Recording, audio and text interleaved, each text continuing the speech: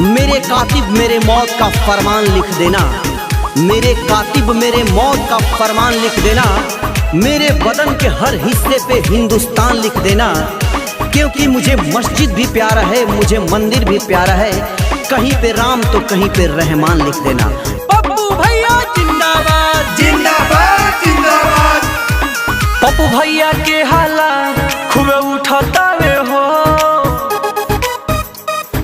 हे चाचा। पप्पू भैया के हाला